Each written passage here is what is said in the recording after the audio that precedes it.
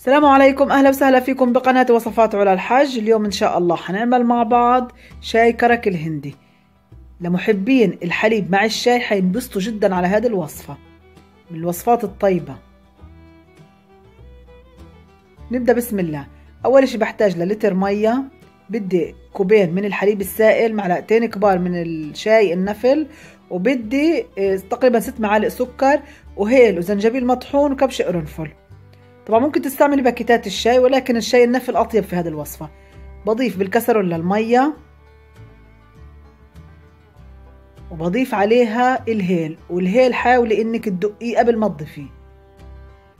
بضيف السكر، والسكر حسب الرغبة، انا هنا حطيت 6 معالق، ممكن تزيدي او تنقصي. وبضيف الشاي وبخليهم يغلوا تقريبا مدة 5 دقايق.